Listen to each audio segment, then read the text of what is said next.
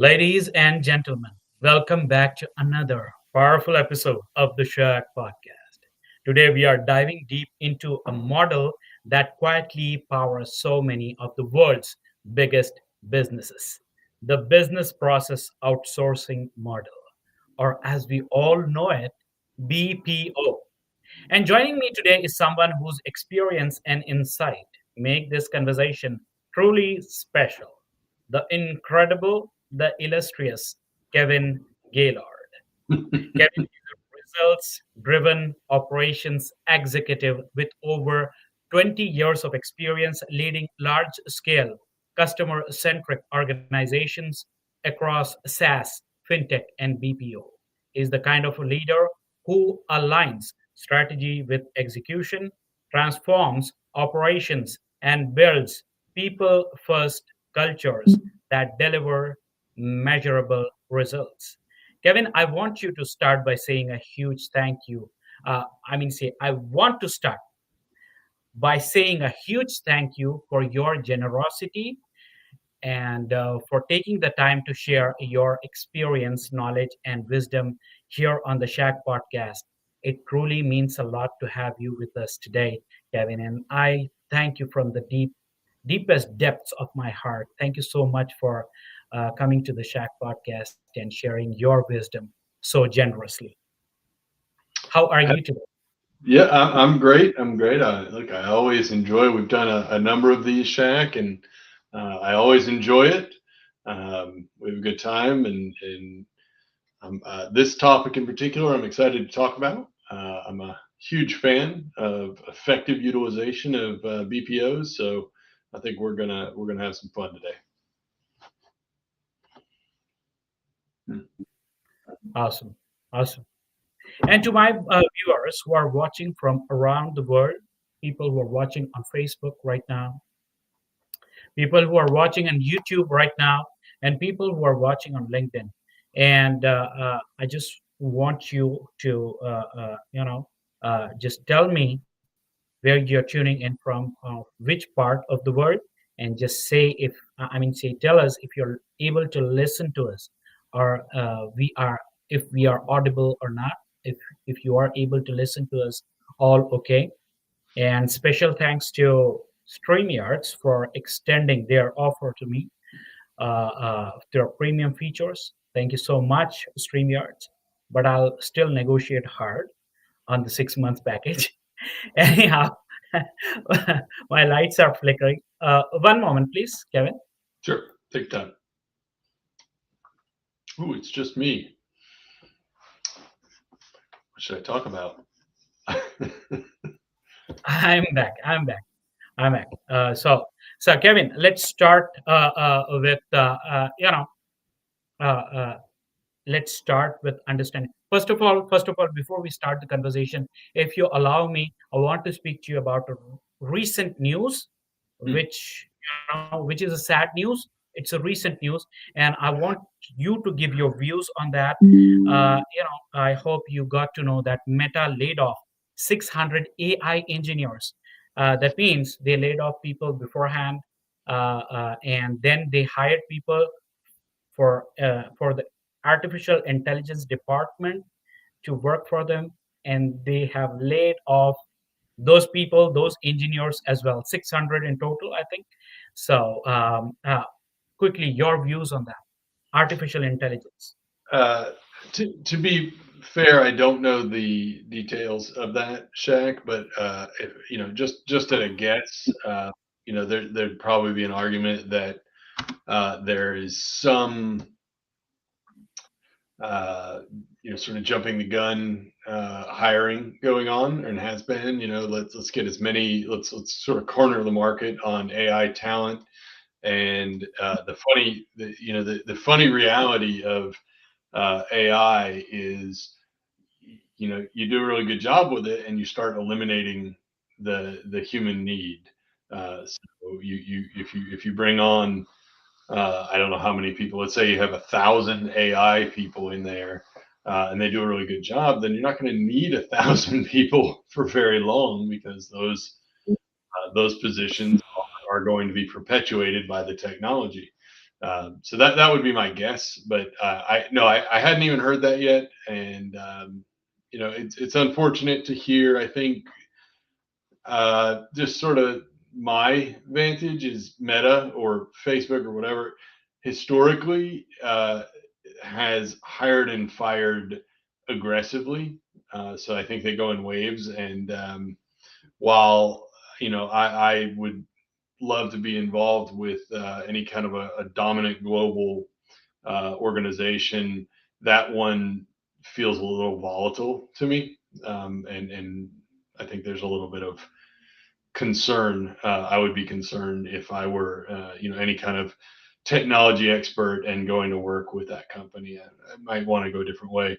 In this case, after the conversation we had earlier this week about the all the AI acquisition efforts and infrastructure changes, I would probably aim closer to the the new consortium that's established globally and steer clear of the Zuckerberg madness.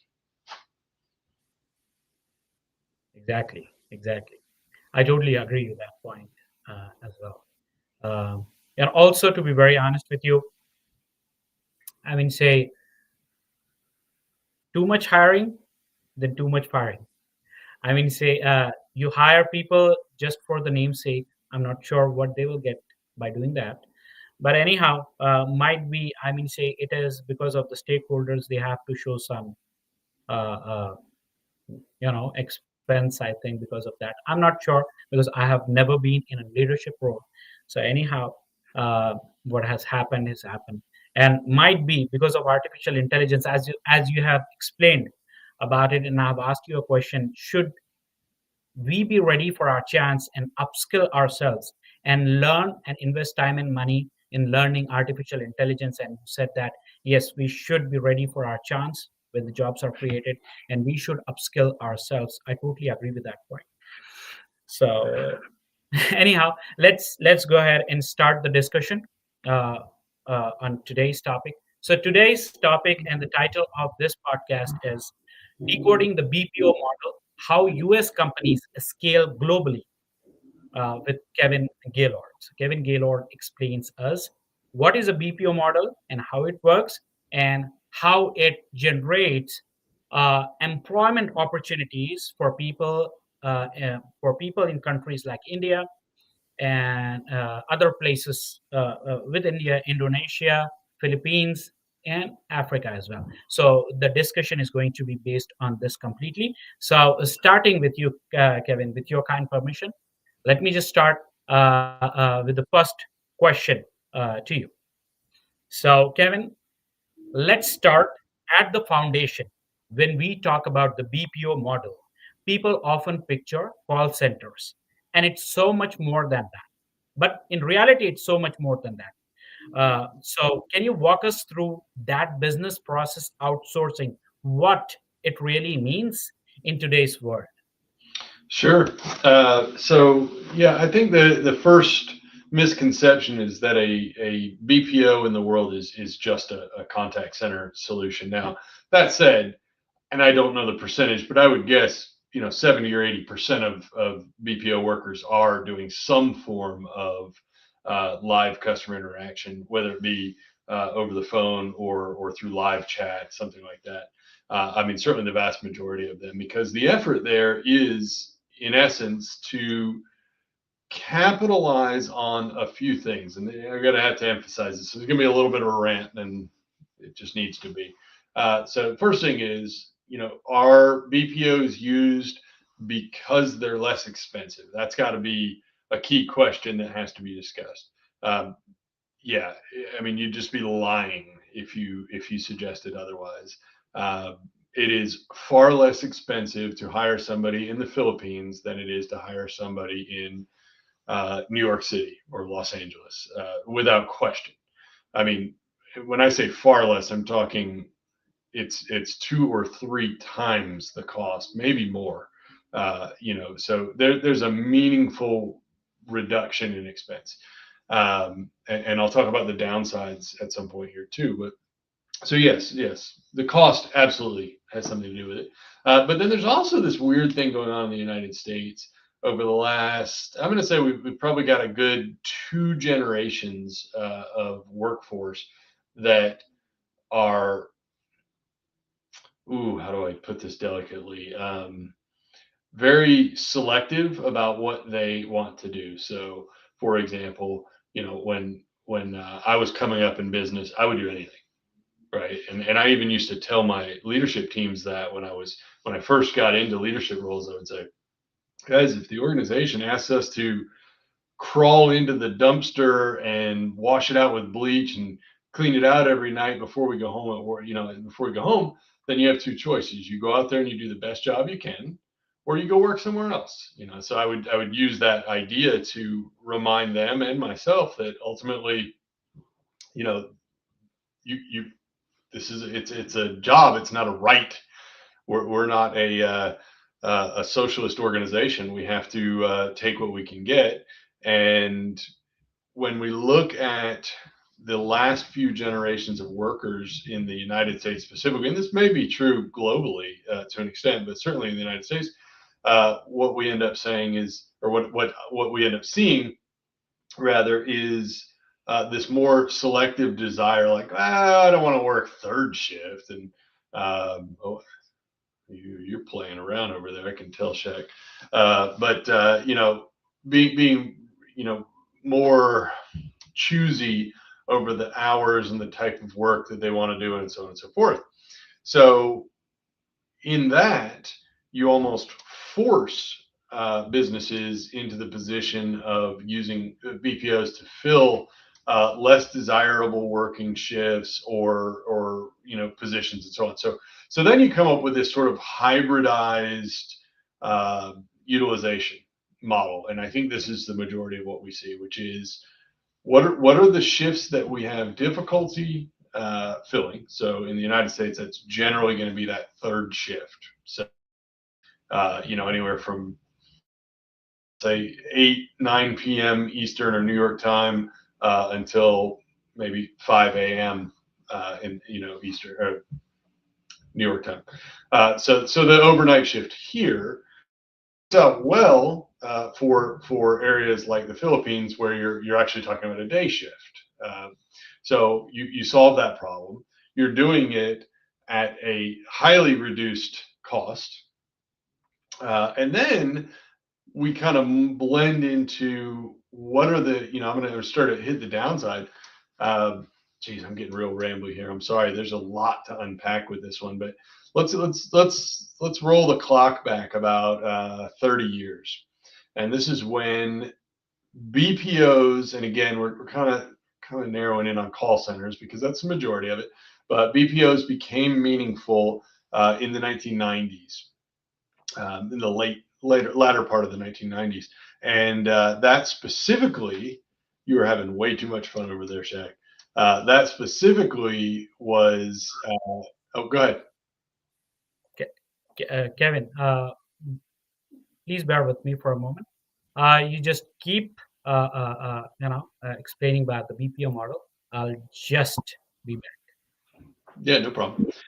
So in the mid to late 1990s, there was a big shift to this BPO model. That was really when it kind of became a thing.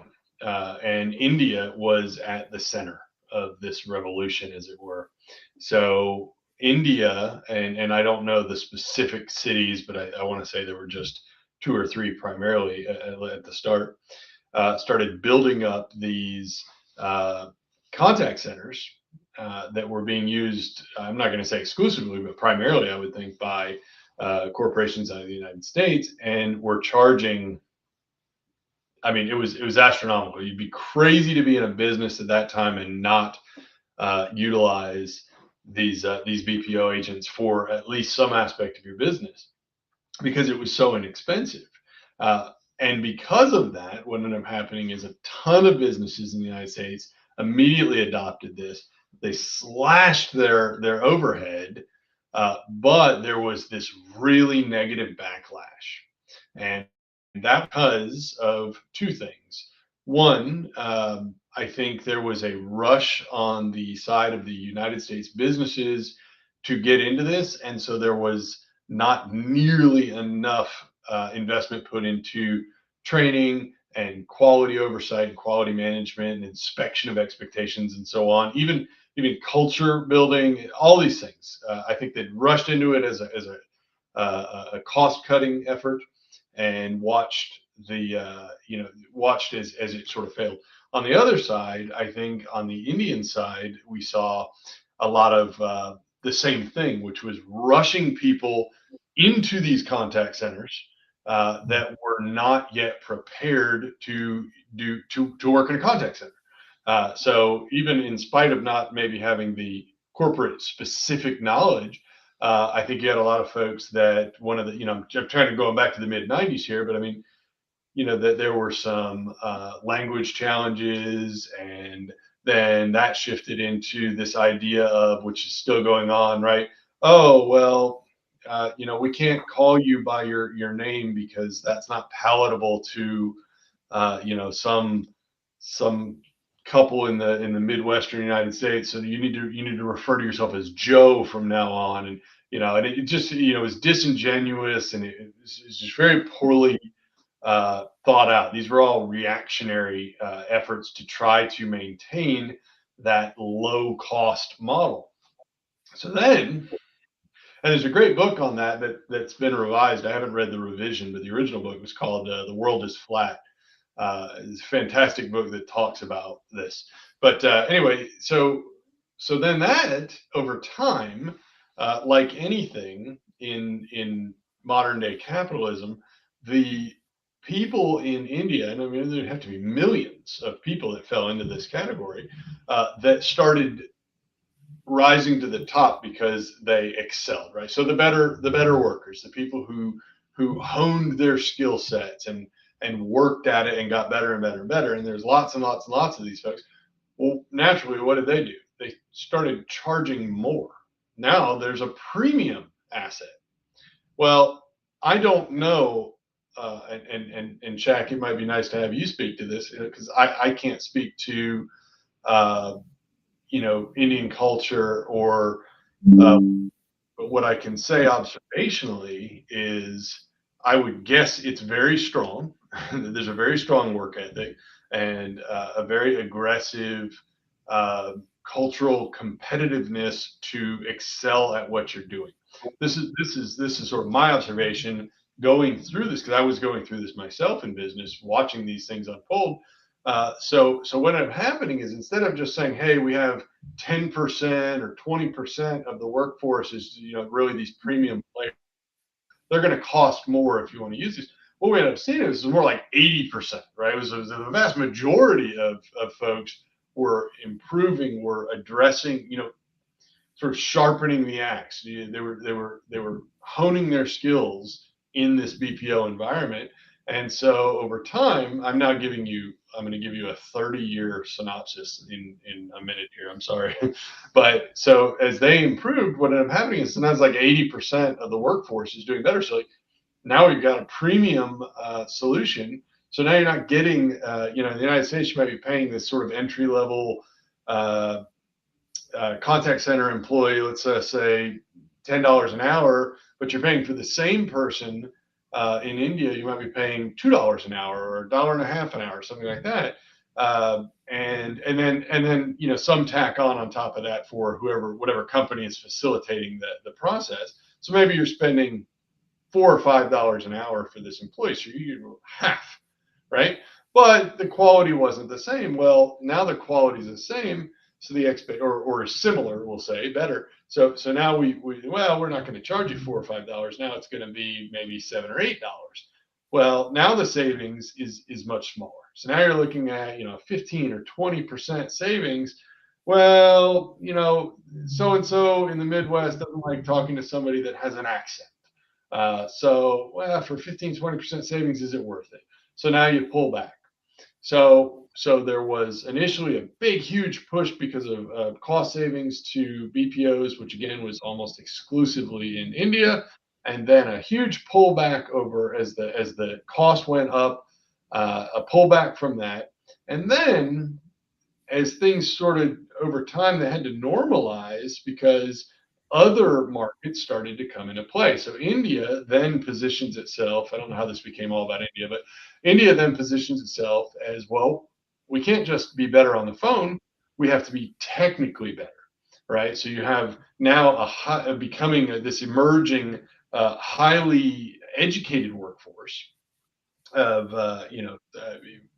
engineers and uh, technical specialists, right? So now you're not even really pushing the frontline BPO option. Now you're moving into the KPO model, which is where these are knowledge process outsourcing. So now you're saying, well, okay, now forget what it costs. Now the best people are here. So that's a different thing. And when we look back to sort of shift back or move the lens back to the BPO, well, there were different markets emerging.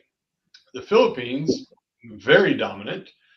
In the Philippines, I mean, categorically, I believe, and I apologize if I'm wrong, but I believe it's considered a third world economy. Uh, I could be wrong. Again, I apologize if I'm wrong.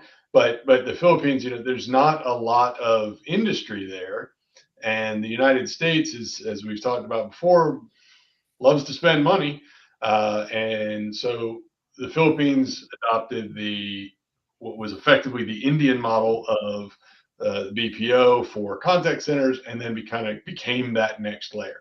Now, since then, we've seen that also touch lots and lots and lots of other countries. Again, we talked about earlier this week. Bogota, Colombia, the Dominican Republic is huge on this front. South Africa is getting into it.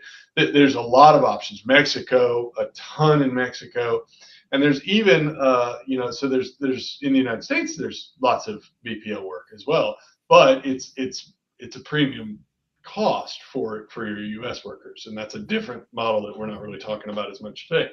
So now you start to see corporations in the United States, and this is probably just in the last 10 to 15 years, we've got knowledge workers embedded in the United States. These are folks that have institutional knowledge of the business, and relationships and so on and so forth. We've got front end or the more entry level, whatever, customer facing, end user facing BPO contact center and live chat employees running out of the Philippines and the Dominican Republic and various countries. And also creating redundancy, I want to point out. So you don't have to worry about if the power goes out of one place. Well, you've got it in 3 different countries. There's no issue. There can be a typhoon rolling over the Philippines. We'll just shift everything to the Dominican Republic. The odds of the Dominican Republic and the Philippines being under a hurricane and a typhoon at the same time are very, very low, et cetera, et cetera. And then we'll use knowledge process outsourcing for technical skills to countries like India, to fill in gaps where either there aren't, it's still more cost effective to do, or there just aren't enough resources. And that's one of the things that we have seen, as again, and I didn't mean this to be entirely about India, but we have seen a big shift on the IT management front in the US as they've become, there's more of a need than there are resources, and India has more resources than, I mean, just the resource base is staggering. So you end up with this model where you've got different pockets of utilization of BPOs and KPOs around the world to round out your organizational footprint. That's, by the way, in my opinion, that's what it should look like. That's a beautiful, beautiful model. Small to mid-sized businesses in the US really struggle with that, usually because they don't know, right? This is outside of their knowledge base. But larger enterprise business, I think you would be hard pressed to find any company that's in the north of, let's say, $500 million a year in the United States that isn't using BPO and KPO resources as a meaningful part of their business. So I'm sorry I got real rambly in there, but there was a lot of things I wanted to touch on. So I will now stop talking. Now, thank you so much for explaining that in detail. And I want to apologize to you and to my audience. Today, StreamYards has introduced new features into their platform. and that is because of which we were facing some glitches in between, but everything is sorted out now. So they have introduced portrait form of video and a landscape. So I want to apologize for the glitch in between, but I will make sure that whatever Kevin has spoken reaches your ears. So I'm going to, uh, you know, ask my team to edit and send the message across to everyone. So nothing gets, uh, you know, left out. So thank you so much for explaining that in detail, Kevin. Never knew so many things about that. But in India, you were asking about, you were telling about that I, being in India, I know about the culture. Uh, for us, BPO was, something very, very special in the 1990s and 95. So in the Indian culture, we saw that as, say it became the lifestyle of everyone in India. Say you get a graduate degree and then you move on to these MNCs. These are not only call centers, as you've said, that these are KPOs as well. So they move out to these MNCs, which is multinational companies, and we were making good money working in these call centers. And thank you to those companies which outsource the jobs to us. But there is one more thing I want to ask. Being in the United States, I'll ask you. But before that, I just want to tell you that it was like a boon to us Indians when outsourcing was introduced. Say from sales to tech support and many the customer service, everything was outsourced to us, and it was a boon because we were getting jobs, we were making good money. Most of the people in India who got their education started out from a very, very simple background, and this was the time in the 1990s, 95 to be very honest, before the Great Recession. Say at least before the Great Recession, which happened in 2007 and 2008. Everything was going great. After the Great Recession as well, until now, most of the educated youth are into these kind of outsourcing jobs. Still, it's an easy way, quick way to money, make some bucks. To be very honest, the only thing which we faced difficulty were the night shifts. Night shifts is where it is right now in India. It is 9 p.m. Indian Standard Time. So it's 11 a.m. or 11:30 a.m. in New York time. So that was the only thing, the night shifts. But we were making good money. We were able to invest that money as well, make good money as well, and live a life which we always wanted. I'm talking about the youth in India. The second part to it, it's a controversial question, I should say, but I will anyways ask you. Outsourcing is not appreciated in the US, and it is frowned upon by the US workers. I also want you to speak on this as well. If you choose not to speak, that then it's okay. But if you can, that would. No, no, no. Look, just I feel like just about every time you and I meet, I at some point end up addressing some level of the controversial politics that are going on and division in U.S. Society. And right now, yeah, there is a I'm not sure the best adjective, but I mean there is a kind of an inclusionist mentality going on here, with maybe 40% of the population. It could be less. It's hard to say. It could be more.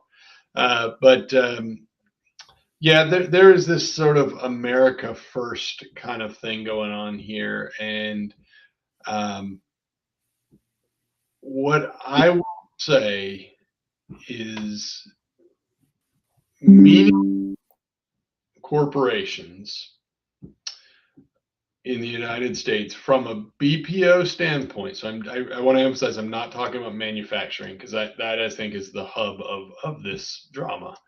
But from a customer interaction standpoint, which is again the vast majority of this stuff, um, meaningful organizations are not dropping BPOs. They might be painting it in a slightly different way, or leaning into different utilization methodologies. For example, we know that live chat has really, in the last 10 years or so, has really become a very meaningful interaction tool. As a matter of fact, with the newer generations, they prefer, the tendency is to not call into anywhere. They would prefer to use live chat or live texting interactions. So two things come out of that. One is nobody needs to know where they're talking, what country they're interacting with when it comes to those types of things, and so nobody cares. It really isn't a big deal. Um, so I think there is a global shift, or a corporate shift in the United States rather, from any concern about, oh, is there an accent? Because oddly, accents seem to be the center of this issue, which is mildly ridiculous from where I stand.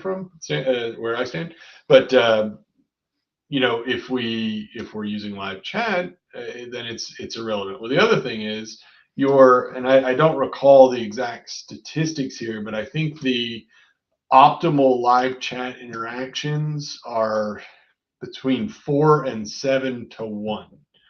So if we look at it through that lens, we can say, well, what has historically taken a 1-to-1 reference, so one agent and one customer, is now one agent to 4 to 7 customers. So we need 3 to 6 fewer agents for every one interaction, right? So, or for every one historical agent, I should say. So that's a big shift in how we manage interactions and the quantity of people that are needed. Um, yes, on the surface, you're right, Shaq. There is this cultural problem. I don't know the best way to say it, but I mean, there's a cultural challenge. That said, I really want to emphasize, I don't think it's as businesses aren't really trying to respond to the political shenanigans that are going on in the United States. To give you a good Scottish or Irish word there, shenanigans. It's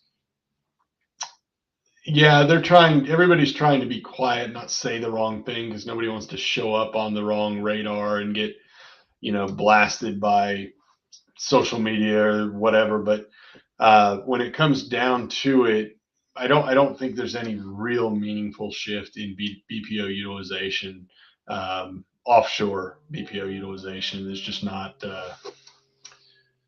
It just doesn't make sense. So yes, on the surface, but in terms of actual movement, I don't think there's that much of a change. Okay. Okay. Good answer. Graceful answer to a very controversial topic. Thank you so much. And I apologize putting you in a tight spot, asking you tough questions every now and then. But I mean, say it was important. It was important to that part of the story as well. Right now, before moving on to the next question, first of all, I would want to request your kind self to please stay a bit more with us today, because let us understand the BPO concept today. So if it is going about 60 minutes, if you could allow, I'm going to quickly try to wrap up, but I'm just asking for your permission. So, We're good. We started at 11, so we still have time. okay. Okay, well, that's great. So I've got some questions for you. But before that, I just want to know right now, uh, it was in the 1990s and 95, the best choice or the first choice was India for the BPOs and the call centers and uh, everything. But now, as I am seeing a shift in the choice of the country for setting up a BPO. Now they are moving to Philippines. Now they are moving to Africa as well. They are, I mean, say Philippines. Should I say Indonesia? I mean, say it is Philippines. Philippines is on top right now. Also, after India, they tried to move to China because now, because of the differences, they are moving to Philippines. They are moving to Africa. So I just want to quickly ask you: will that model of moving to other nations will offer the same quality or the same service as we used to get, or U.S. companies used to get from India? Or is that a good choice or a bad choice? Both the perspective, if you can explain, that would be great. Sure. So let me kind of walk you through my experience. So yeah, I had some in the '90s. I did have some. It wasn't robust, but I had some Indian BPO utilization, and I'll be honest, my experience was not positive, but it was very small, and I was not necessarily high enough up the ladder to really get into all the nuts and bolts of that. But over the last few years, I had the opportunity to introduce BPO solutions with an organization where we played around with. So we leaned in heavily with the Philippines, but we had at various times other BPO solutions out of Mexico City or just outside Mexico City, the Dominican Republic. Um, and I vetted Colombia and South Africa, and I feel like there was one more, and I just don't recall what it is right now, um, as well as domestic BPO solutions in the U.S. Um, and what I can say from my experience is the Dominican. I'm just going to kind of lay it out. The Mexico BPOs, I was sorely disappointed in the quality and consistency, as well as cultural fit. And this was isolated. It was one group. I don't want to make a huge statement about Mexico in general, but it left me with such a bad taste. I probably would not explore Mexico from a BPO market again for many years. The Dominican Republic was much better than Mexico. We did use them, and it was nice to have an offset from the Philippines again in case of weather. It was good from a redundancy standpoint. What I noticed culturally, and this is the interesting part, is how much culture plays into the quality of the output. So in the Dominican Republic, the people that were working, on for my efforts, uh, I think were highly committed, but it is a country. I mean, they were highly committed and worked at it and really wanted, I mean, yearned to do well. I mean, would work on. It's been a minute. So there's some huge holiday in the Dominican that's recognized, and we really had a need on this end, and in spite of the whole country taking this couple of days off, we had people that were like, no, we'll show up, we'll be there because we need the money, and we don't want to lose, we don't want to take a chance of losing these positions. Is good. So I like the work ethic, I like the drive. What we did find is because the overall infrastructure in the Dominican Republic is not ideal, it's not great. Um, if there was bad weather, and by bad weather I mean a couple of days of sustained rain, uh, we had real attendance challenges there because people could not physically drive and get, oh, the bridge washed out. Like there's no way in. We had situations where the governing group there would rent a bus and go drive off, away. I mean, people would come from an hour away, and they'd drive off and pick all these people up and bring them in, and then they'd keep them there and keep them overnight and so they get a couple of days of work before they brought them back home. And really wild stuff. But that infrastructure issue was of concern. Over in the Philippines, pound for pound, I think we had the best result. And I want to say this: uh, what and this is part of where I think it might be a third world economy. These folks were so thankful for work, anything. At one point, we'd elected to do some performance based incentives. And I don't, this is a few years ago. I don't remember how much money we were sort of throwing at this. I think it wasn't, I didn't find it to be a huge amount by any sense, but it was like, all right, for the top X number of people in these categories at the end of the month, we're going to give you, you know, whatever it was. Let's just say, uh, $150 each or $200 each or something.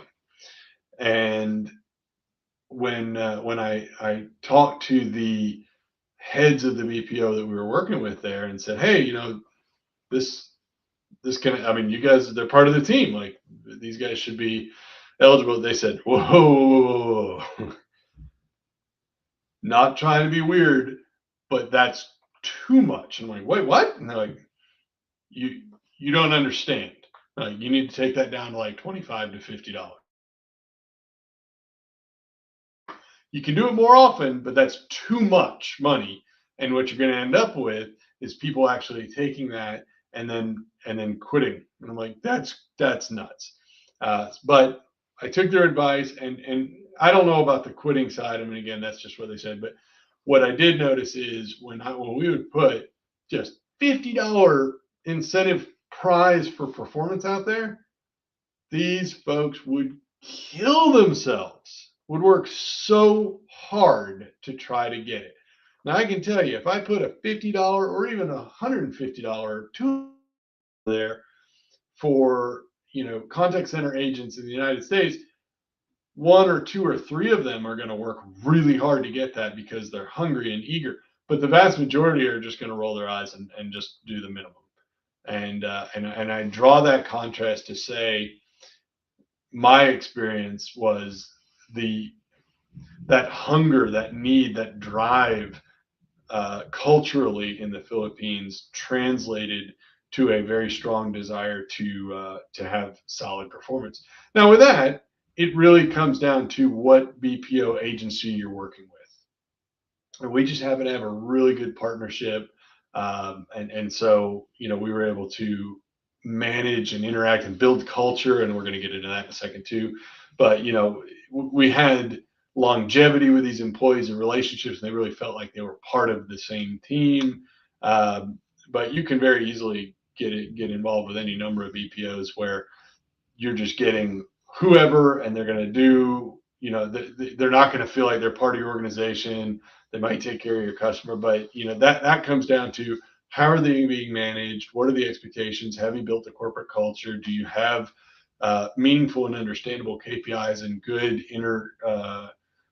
country tools that can be used? And so there's a lot of layers to this. It's certainly nothing we're going to cover today.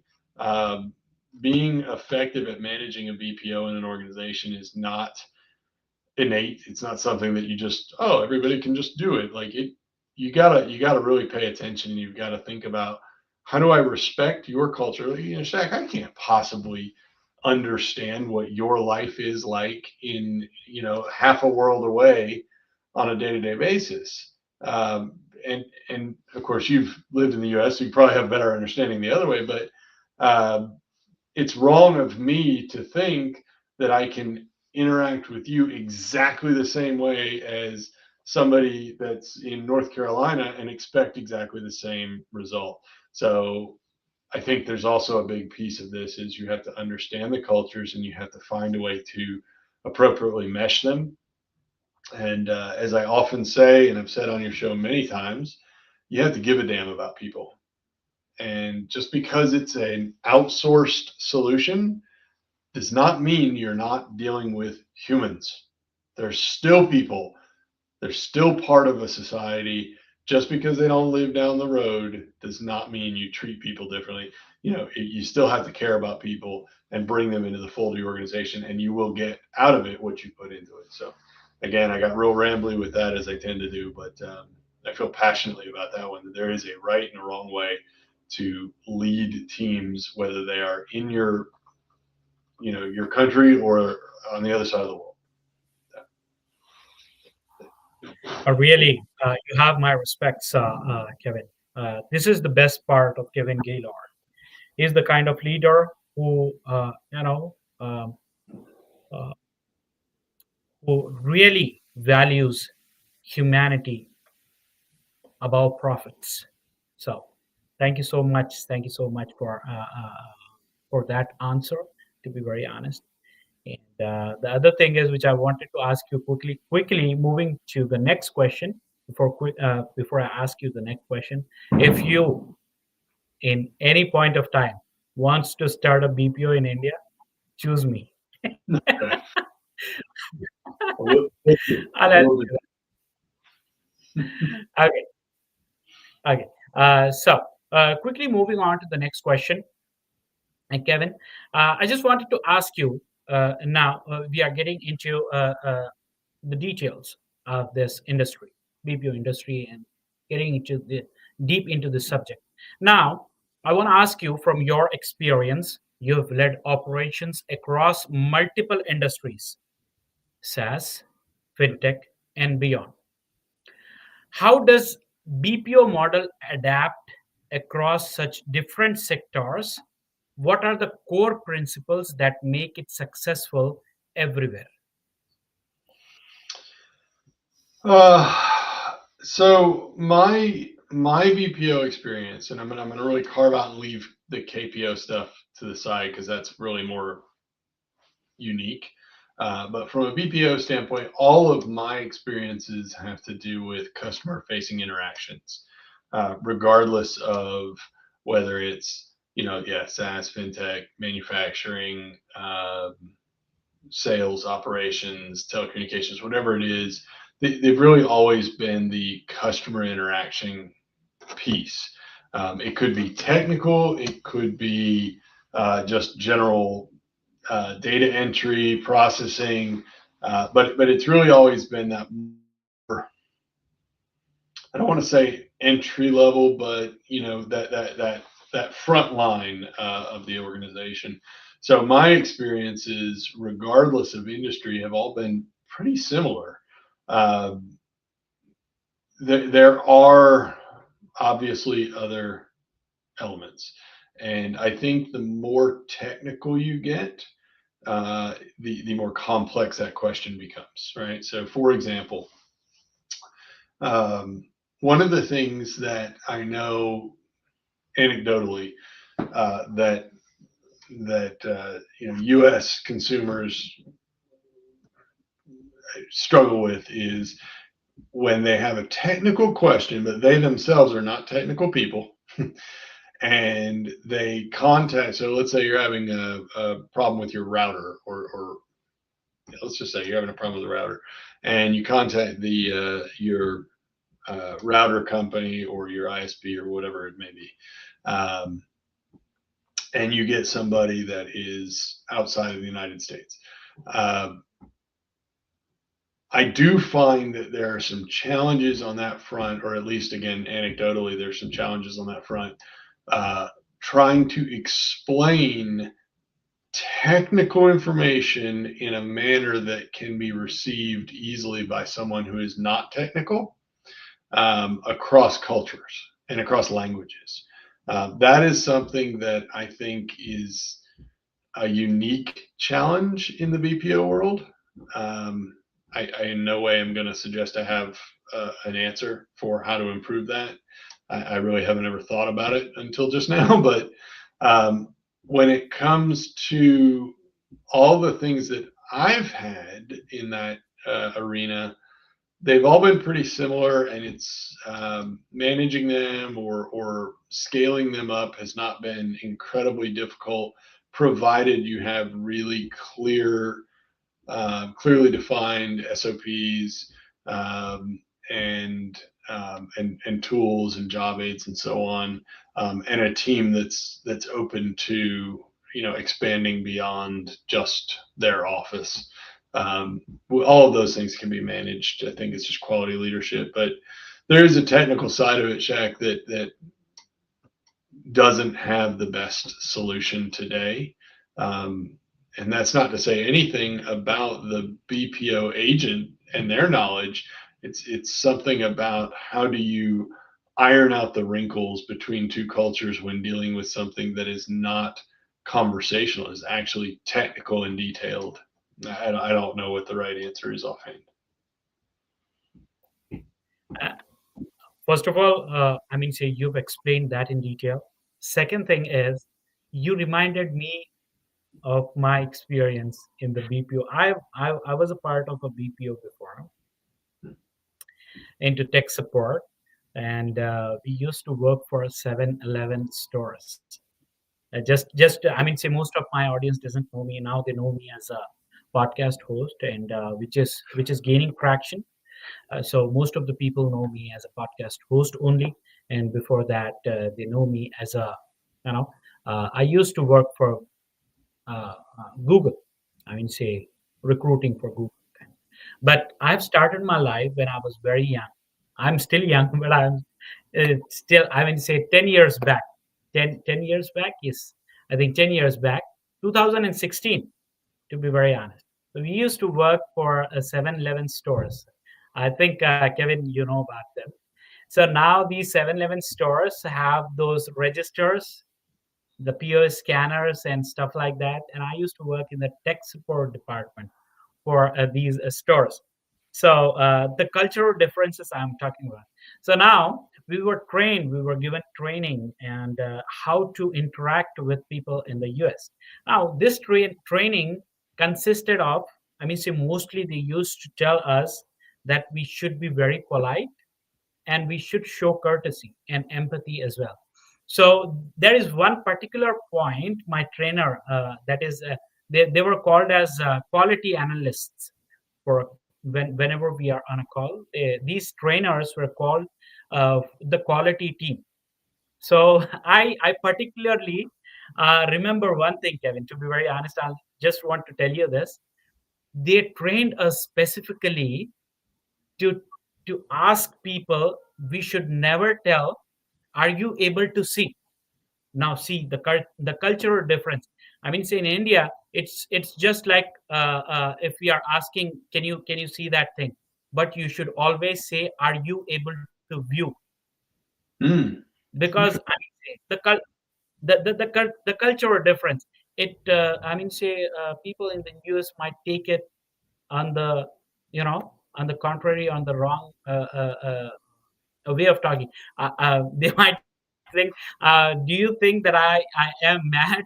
Sorry, I am blind? What are you asking?" So they used to train us in that in that way. We should always say, "Are you able to view the screen? Are you able to view the POS register? There is a button there. You just reboot it." And things like that. It's a basic troubleshooting steps we used to. So we need to be very careful while we are speaking to people in the US, who mostly store people who are behind the cash registers and things like that. What I used to do was, there were software upgrades installation, because I'm a software guy. So I was into software tech support. What do they call?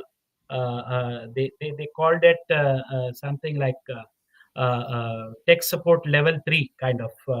It was a job. It was a highly technical job. As I was into software, we used to reinstall the software again and again with the new updates and everything. So we were called as production support team.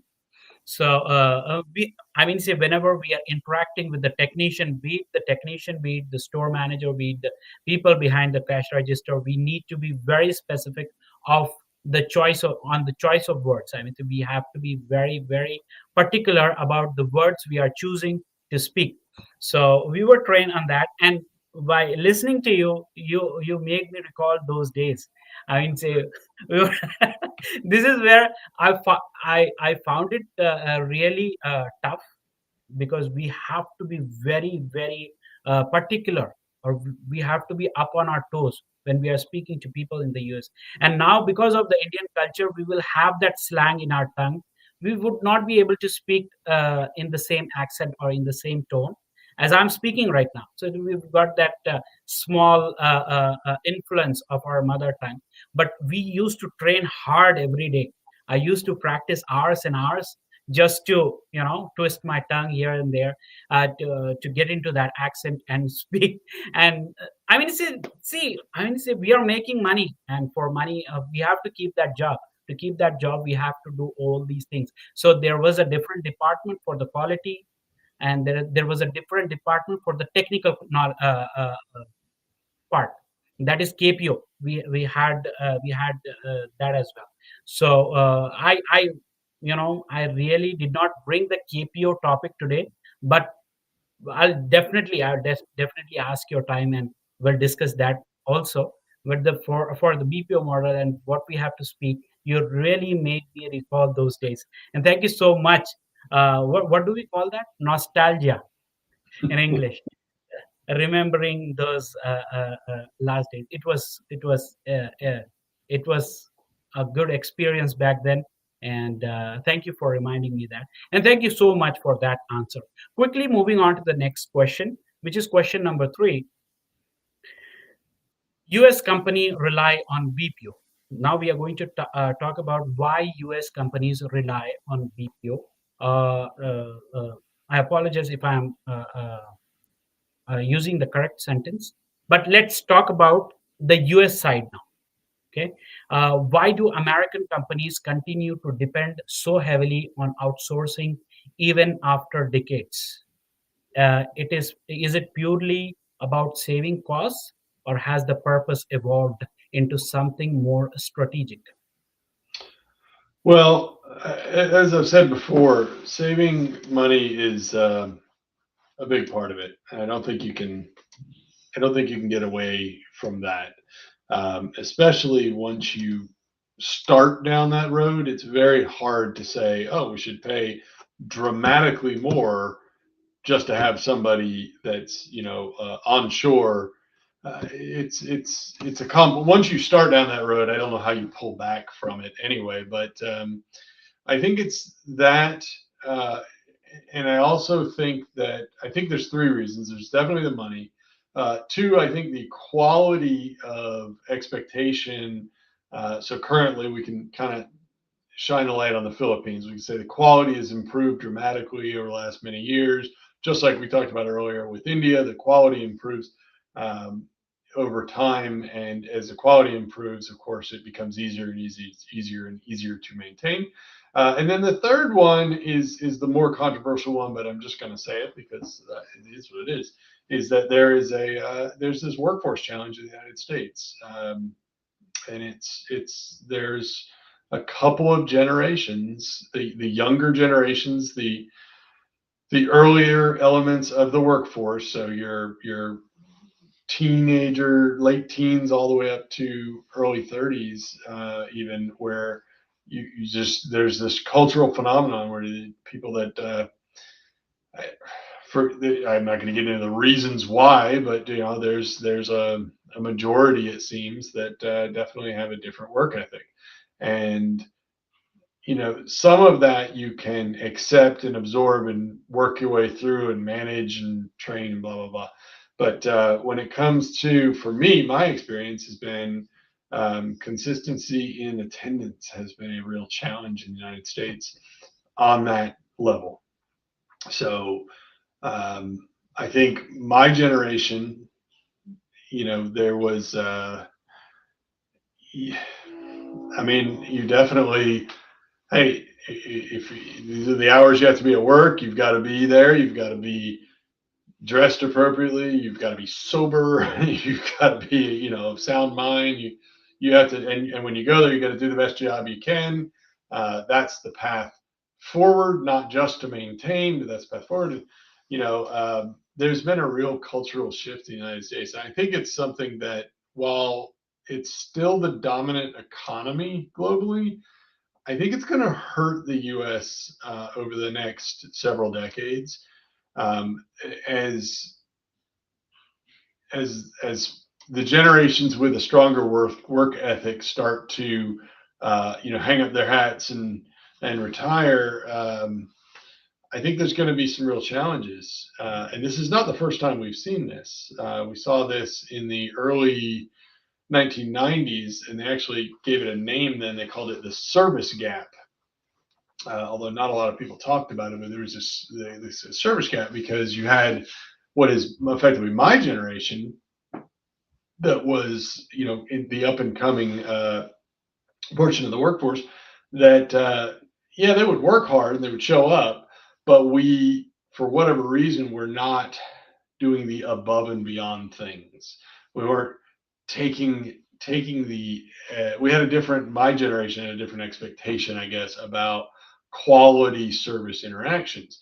And the outset of that over time was that culturally we've sort of lowered the bar of service quality expectations, which is sad. And I recognize it, and I didn't like it in real time, and I don't like it today.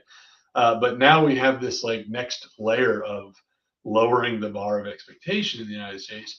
And again, a little rambly, but I think that part of the third leg of the stool of why BPOs in utilization for U.S. corporations is because we have a workforce that is less willing to do the stuff that they don't want to do.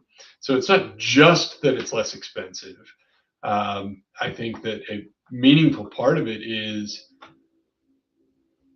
I mentioned earlier that we had some situations with weather in the Dominican Republic where, people, they would drive these buses out into the country, going through, like, the bridges are gone, and driving this bus through a river to go get these people and bring them in, and then they got to bring like a sleeping bag because they're gonna work overnight because they aren't able to take them back home and all this.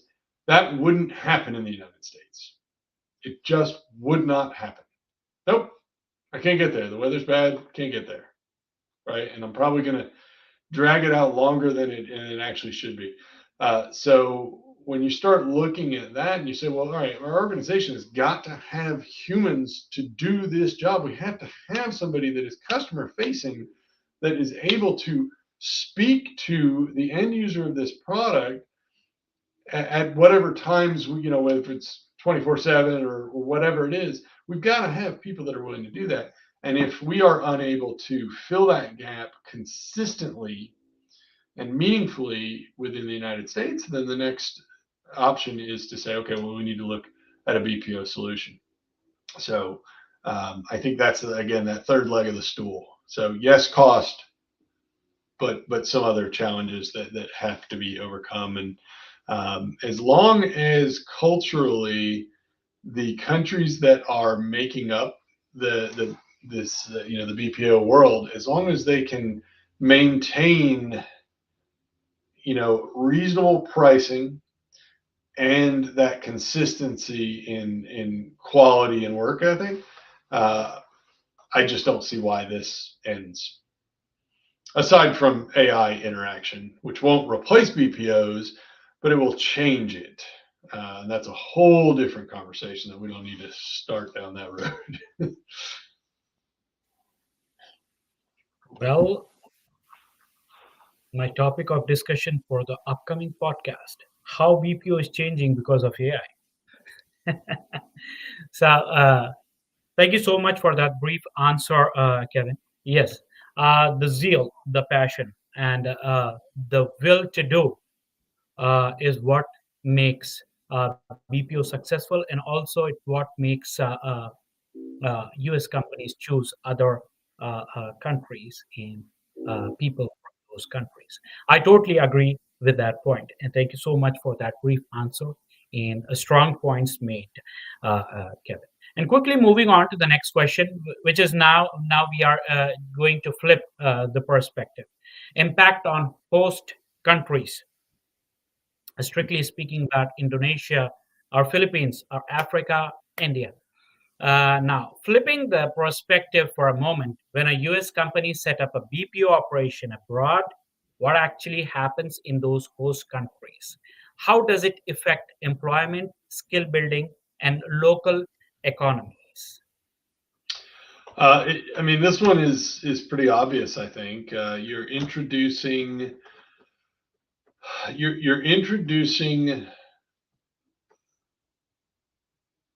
you're introducing money and pay without having to build out a manufacturing facility, right? So that's a in any other scenario that just can't happen, right? So we're saying for minimal cost, I mean, very, very, very low implementation cost, you can start paying a large percentage or a large number of people in, these metropolitan areas. Typically, uh, you're introducing something that normally would take a long time to develop, right? So if manufacturing is generally the way that you introduce new revenues to an area, especially in emerging markets. Uh, and manufacturing has a slow implementation period. It's got a build up period. It's very slow, and then if it's successful, eventually you have a consistent workforce and a consistent uh, economy built around that. BPO introduction and incorporation into a metropolitan area, it's very fast. It's a lot of positions you can employ in no time. I mean, inside of a year, you can employ a meaningful percentage of a metropolitan area by introducing the right size BPO, and that's a game changer, right? I mean, you're bringing money in. The Philippines is a fabulous example because I mean, here's an area that very, very, very. I mean, there. I don't remember the numbers. I wish I'd look these up, but I might look it up while we're talking. But you have an area that is historically not making very much money, and then you turn on this business where you can say, okay, well, we need 400 or 500 employees in the next 3 weeks. I mean, that's a meaningful shift, and we're going to pay you well. Uh, Let me see something here. Income, Philippines. Yeah, so the average family income, family income, not one person. This is your average family income in the Philippines. The last reference is about a year and a half old here, but $6,300 US. Okay, $6,300 US. The average, I don't know what the average, the same thing for a contact center worker, but I'm going to say I think it's times would be about 44,000. Probably a little north of that, but let's call it 45,000 versus 6,300. So, you know, when you start digging into that, you say, wow. So if we're paying you, I mean, we can pay you nothing, and it's still huge. So if these folks, let's see,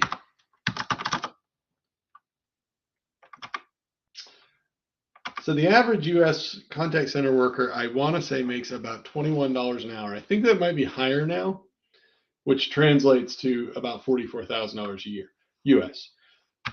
If you're paying someone in the Philippines $5 an hour, so less than a quarter, that's $10,500 a year, which is almost double what their average is. So when you start looking at that, I mean, it's a game changer. Oh yeah, if I'm an employer in the United States, I'm sure I'll pay you $5 an hour. That's great for me. I'm saving $16 an hour for every hour worked. And that $5, once you ramp it up for the whoever's managing the BPO, might go up to maybe even $10, but it's still half the cost. And the person at the other end is making double what their neighbors make. And they're getting to do it in an air-conditioned office with a break room, and they don't have to buy the computer; it's right there, and the phone, and all these things. So, what does it do to these economies? I mean, it's a game changer.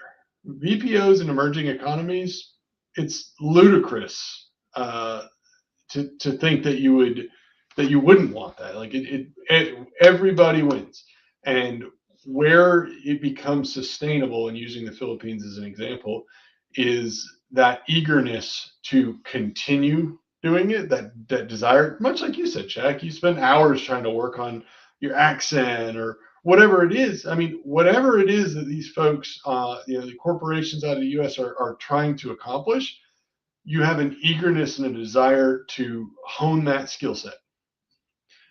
That's the sweet sauce, and that's what makes all of this work. So yeah, I mean it's a win-win-win. And what does it do to these economies? I mean, it saves them, it makes them. Inversely, what does it do when they leave? Right, that's a different question. What if that business shuts down? Hard to, if you've been, let's say you do this for 5 years, and you're making, $10,000, $15,000 a year, and then it goes away. So now your average goes down to less than half, maybe a third of what you were making. It's hard to unwind something like that. So there's a huge incentive to make it continue working too. That's it. Exactly. Exactly. I totally agree with that point. And thank you so much for that brief answer. Um, you know, that's such an important point. Outsourcing doesn't just serve corporations, it can empower communities when done responsibly. I mean, say it's a win win situation, as you've said. You get, I mean, say the companies in the US get job done in real time and fast with quality, and the people here make some money. I mean, say they get jobs. I mean, say they're not uh, not only money; they are making good money. I mean, the standard of living raises for these people.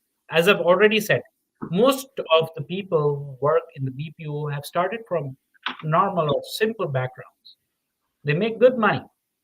Um, so it's a win-win situation for all. So quickly moving on to the next question. Now, as always, the theme of the Shack podcast, the humanitarian side, the people first factor. Now, the question which I have for you is, you have always emphasized people first leadership. How does that philosophy translate inside the BPO ecosystem, especially when you are managing teams across different cultures and time zones? Yeah, this is maybe the most important question, Shaq, from where I sit. So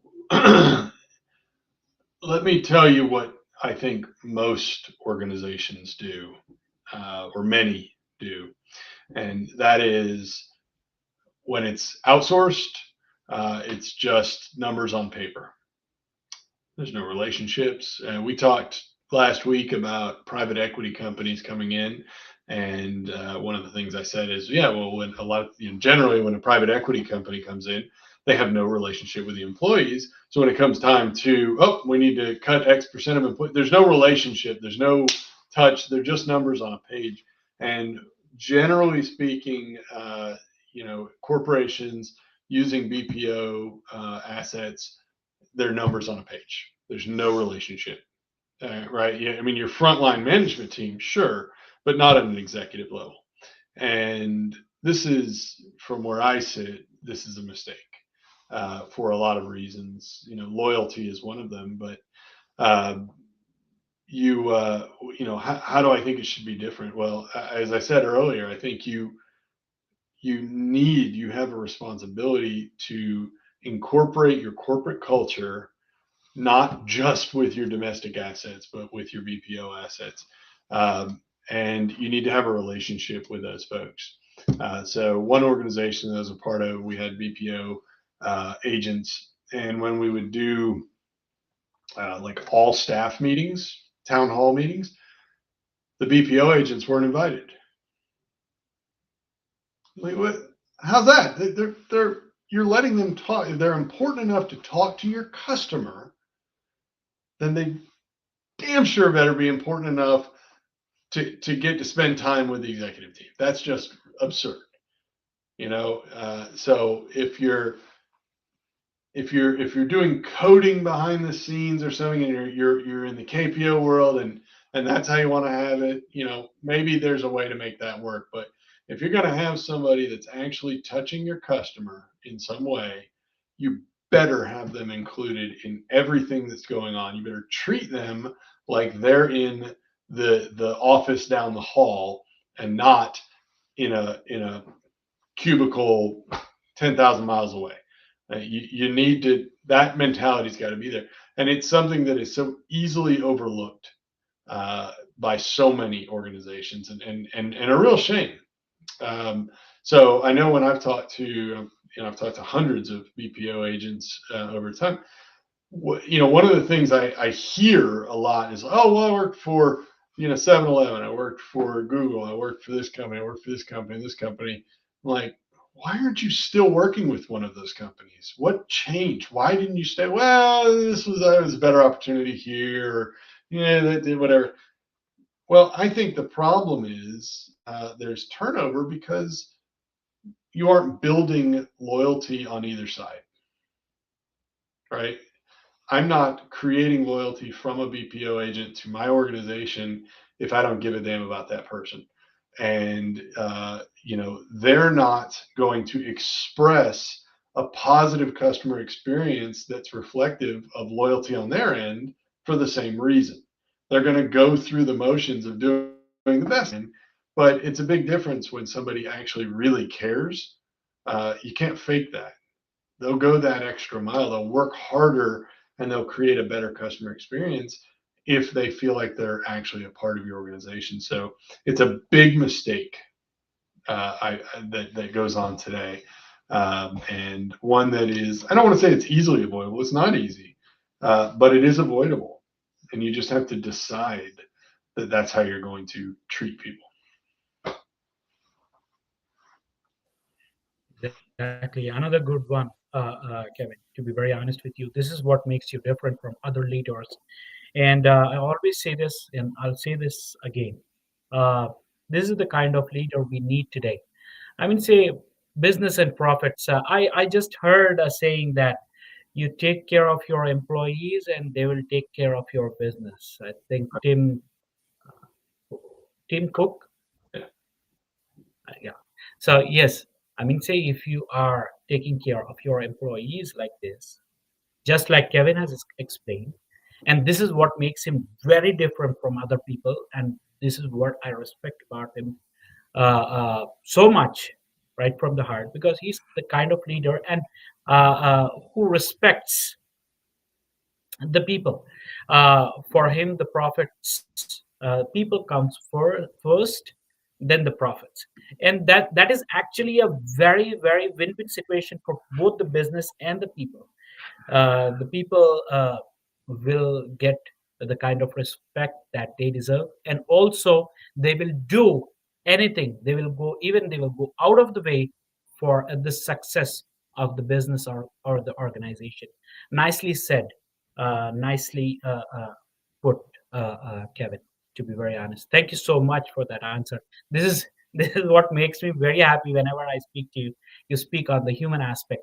And to be very honest with you, this clip, this particular question and answer clip will go to all the social media channels with a promotion.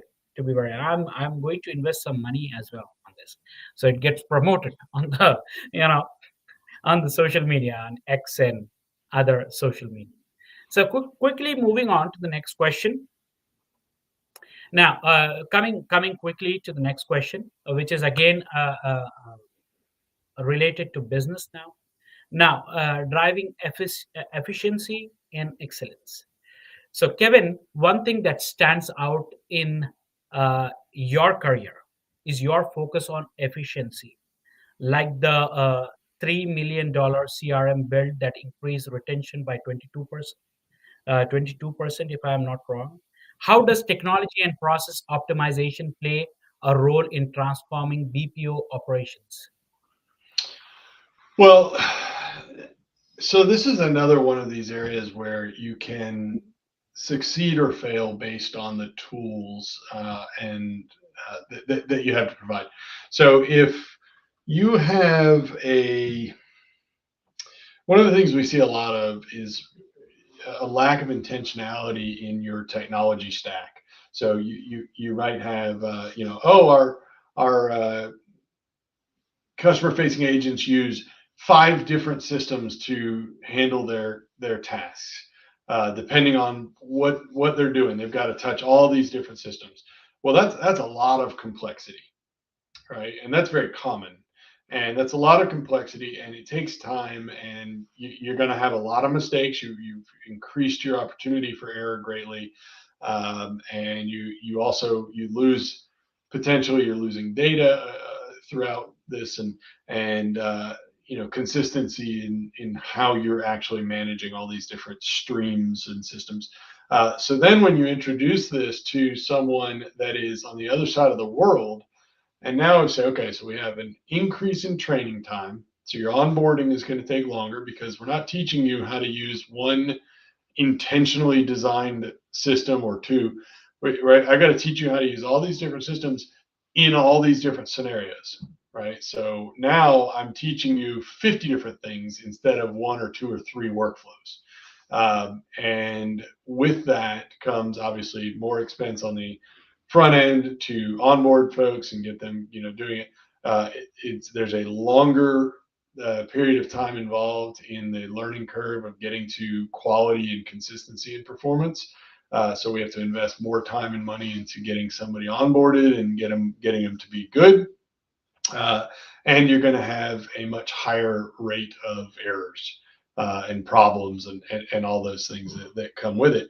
So, how does technology interplay? Well, I say, it's not just the age of the technology, it's the intentionality of the design and the simplicity of the user experience. That UI has got to be, I mean, it's a little bit of the Apple model, right? So Apple, one of the things when Steve Jobs was alive and he, started rolling into the iPad, or excuse me, the what was that thing called? The The MP, music player, yeah, the whatever that was, and uh, Apple. uh, and the phone when the iPhone came out. These, he was adamant. We are not putting an instruction booklet in the box, right? He was hell bent on that. He said, if it's not simple enough to understand intuitively, then we haven't built it right. And so the iPhone in particular, we'll just use that. It's that core of its design was it has to be so intuitive that you don't ever need an instruction manual. And it's never been. iPhone doesn't come with instructions whatsoever. You open the box, it says hello, you pop it out, you turn it on, it walks you through the startup, and everything else you figure out. And it's not, it's very complex, but it's simple in its user interface. That's the logic that has to take place from a technology standpoint to be effective in a BPO environment. Make it so it makes common sense, so that there are process flows, so that there is a customer experience journey that is logical and effective. And then you also have from a leadership and a QA and QC standpoint, it's very easy to manage, because now instead of having to manage 48 different complex scenarios, you can say, oh, there's 2 or 3 process flows and there's 1 or 2 systems. And now my touch points might be a dozen different things to look for versus hundreds in another scenario. So now I can manage it very easily, and which means I can improve the quality and the output of the employee. I can onboard them faster. I can probably keep them longer because they won't be frustrated. I can have a better customer experience, and I can improve or adjust quality assurance, quality controls in real time because I've made it manageable. So your question of how does technology affect this? Technology and the intentionality of it is everything. You got to get that right. And I know that's an investment financially, but if you don't have that, I mean, you're probably not going to last all that long as an organization. And it's just a reality. Awesome, awesome.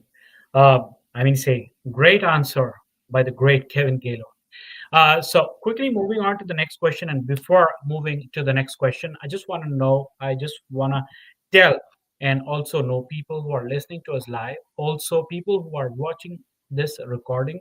If you've got any questions regarding business process outsourcing of any other parts of the business, Kevin would be happy to answer all your questions. Do reach out to him regarding any questions you have. Organizations, any company, any organizations wants to get in touch with Kevin, LinkedIn profile. I'm going to put the link to his LinkedIn profile right after this podcast, and you can reach out directly to him. Also, know more about Ops Sherpa and how he can be, a fractional consultant. Uh, that is also. Kevin, do you want to speak about the fractional part? Here? Yeah, I mean, any organization that wants to either improve or take a look at or get an assessment of the operating arm of their business, uh, including their technology stack, cybersecurity, AI incorporation, all the way down to just how they communicate, leadership skills, any of those things. Uh, yeah, so we have Ops Sherpa. I would be more than happy to have a conversation and an overall quick assessment or discussion of next steps with any organization globally. Um, to chime in and see if there's something we could do to help each other out. Awesome, awesome. So you can get in touch with Kevin through his LinkedIn profile. That is the best way. I'm also going to give his the link in the comments, and if at all, I'll try to put his email address as well in the comments if possible. So do get in touch with Kevin and ask him lots and lots of questions. He would be generously ready to answer them all whenever he is free. Say he's a very busy person, but whenever he's free, he would definitely get back to you. Moving on to the next question, Kevin, quickly, the role of data and KPIs. Now we did not discuss about this, so let's quickly discuss about this part as well. You are a big believer in data-driven leadership. So OKRs, KPIs, and operating rhythms. How do those metric shape performance inside a BPO organization? So, pretty easy question. Obviously, everybody has to be held to performance expectation. That expectation should be largely quantifiable. Hence the KPIs. They need or OKRs, whatever, but they need measurable results. They need them provided as close to real time as possible. They need a cadence for discussion of their performance, so that whether that's monthly or quarterly or even weekly if it needs to be, and most importantly is they need to understand what drives those results. So You want to be very careful. So, in a contact center environment, for example, average handle time is a very common KPI. You want to be really careful with not just saying, "Hey, we expect you to have a 7-minute average handle time," because what's going to happen is they're going to monitor that and say, "Oh, geez, I'm at 8.5 minutes. I'm just going to start cutting conversations short." Right? And what have you now? You've only taught them a very bad lesson. What you need to say is, we're looking for a 7-minute average handle time uh, that we manage through efficiencies in blah blah blah, because we've got to hit these 12 different things on every customer contact, and make those 12 things more important than an arbitrary, somewhat arbitrary KPI of an average handle time. So you need to connect behavioral expectations with quantifiable outputs, and that is so easy to get lost.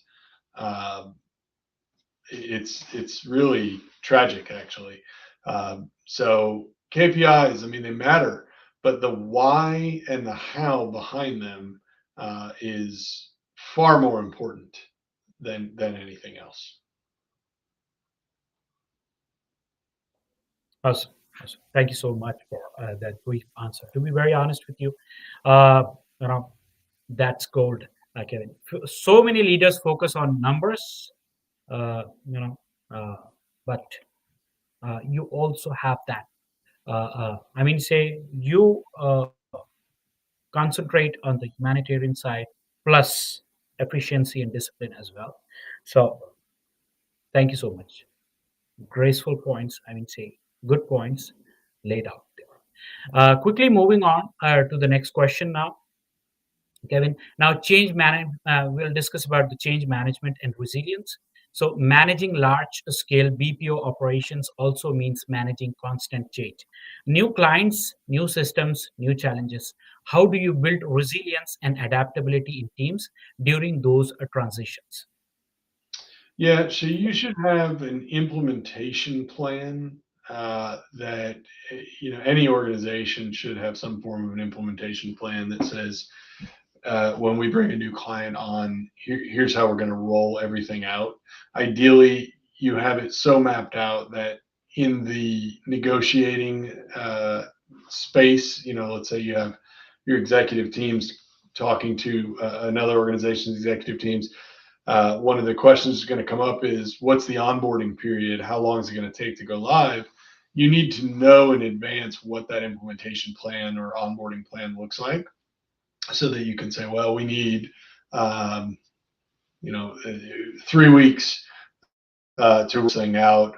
Once we've established the SOPs and expectations and KPIs and so on and so forth.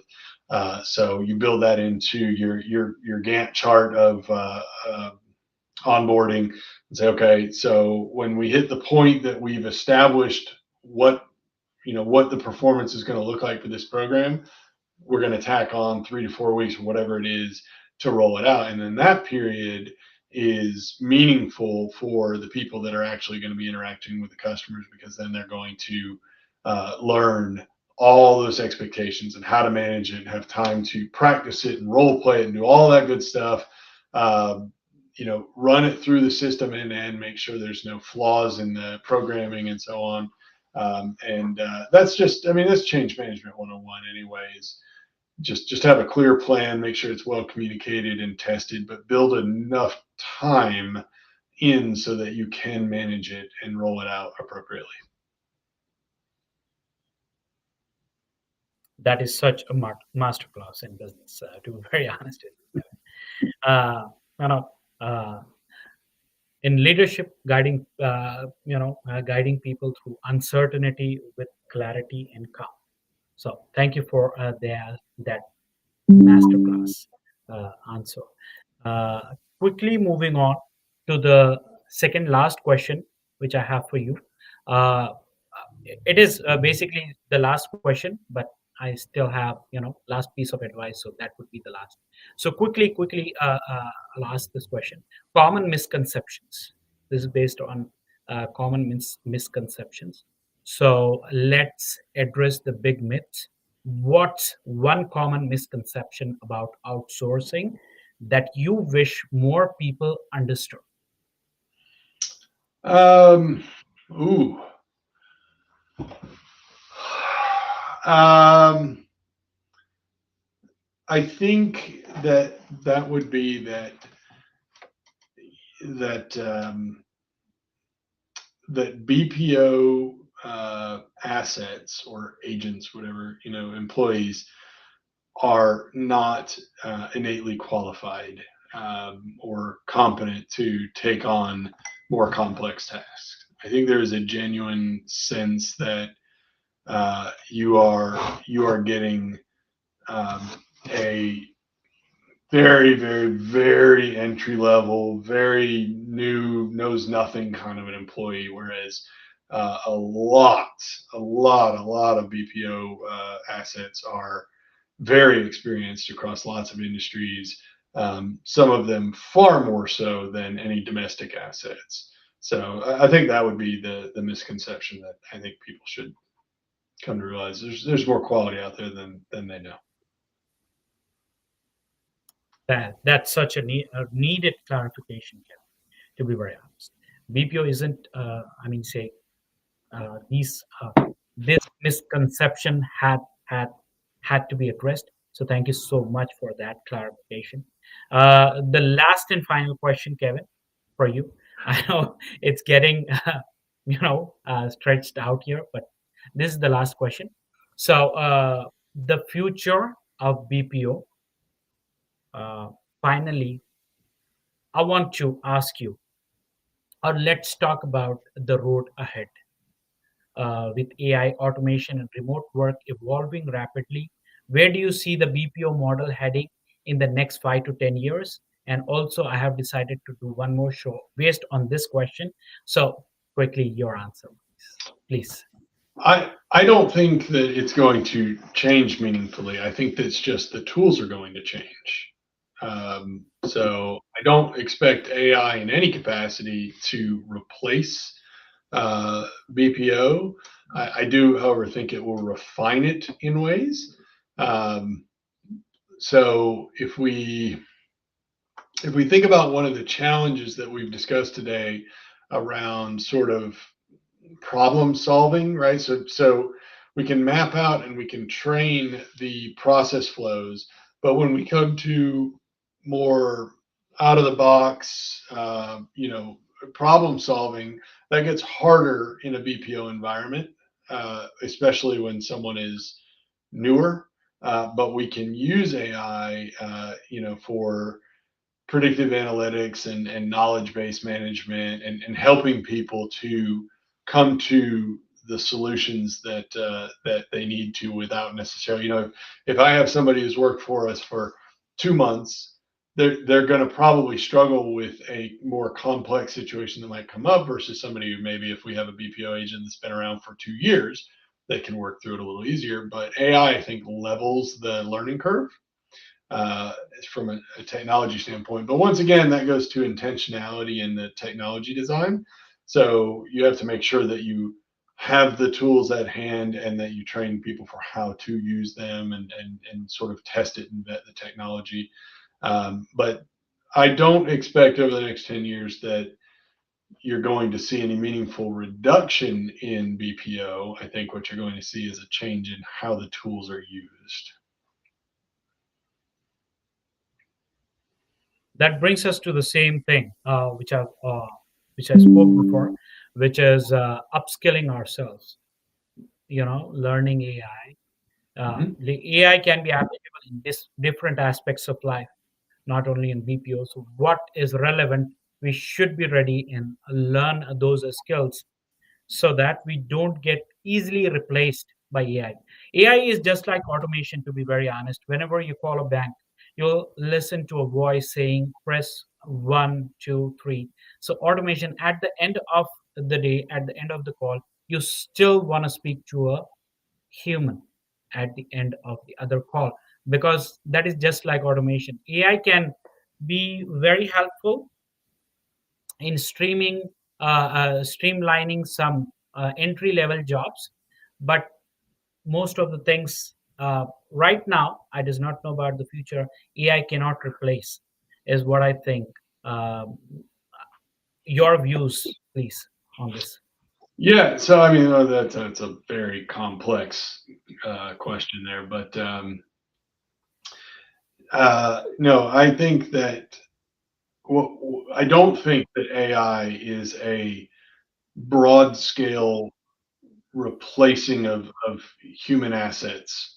I think Mhm. that it is an enhancement of what we can get out of those human assets and the quality and even quantity of output that can be brought. So if we look back at say the 1980s, um, Japan uh, revolutionized uh, manufacturing workforce, right, by saying how do we squeeze every ounce of every second of every person at every point in industrial manufacturing, and they really created this hyper efficient model that the rest of the world scrambled to catch up with. And I think a lot of what we see in society today is still a byproduct of that period of 10 to 20 years. Um, I think now what AI does is it allows us to continue that hyper efficient model, but with less hours and effort. So I think it allows us to maybe backpedal on the frenetic pace that we've had to work at for so long. Maybe that's just being optimistic, but I that's what I think. Yeah. Do you think that can you compare this AI revolution to the industry revolution of the 1900s or the internet revolutions of the late 1990s, late 90s, I think. So can you compare to uh, both uh, in the same No, thing? I mean, I think it's directly comparable. I think it's about how can we be more efficient with the tools that we have already, and it's meaningful. We're not just a small step. It's a huge step in terms of efficiency. The question really is, what do we do with that efficiency? Are we going to, say, nope, we have to keep running at a sprint instead of we're not running a marathon. We're just always sprinting and killing ourselves because we want to squeeze every dime out of every second of every day. Or are we going to say, yeah, this allows us to do what we need to do and what we want to do, and not feel broken and worn out at the end of the day. My optimistic thought is that it'll be the latter. Okay. Well, I hope so. I hope so because seeing the current scenario, well, I mean, say it's my perspective, it's my point of view. I'm not telling that it can be right or it can be wrong, but what I think is what is currently happening right now. It's very scary situation out there. AI is taking away entry level jobs. There are more graduates on the streets right now, college, out of jobs. There is one other person on LinkedIn, which is my connection. Her name is Sarah. She did some research, which is very scary. Uh, no raises. People are afraid to, because of AI. That is what I think. But I hope that I'm keeping my hopes high. And just like you said, being optimistic should be our way forward. Um, Anyways, anyways, well, thank you so much. I have already stretched the session so much. Now, Kevin, thank you so much for being here today and for sharing your depth of knowledge and experience with us. You have given us a real inside look how the BPO world operates, not just as a business model, but as a bridge that connects global talent, innovation, and opportunity. And to everyone listening, I hope this conversation helped you see the outsourcing and that outsourcing isn't just about cost efficiency, it's about building connections, creating jobs, and scaling potential worldwide. Kevin, your generosity, your time, and your leadership are deeply appreciated, and I can't wait to have you back again. Thank you so much, Kevin. And thank you so much, my lovely audience who are watching live and also who are watching recording of this session. This is Shaq signing off from the Shaq podcast. Stay curious, stay inspired, and keep learning the systems that shape our world.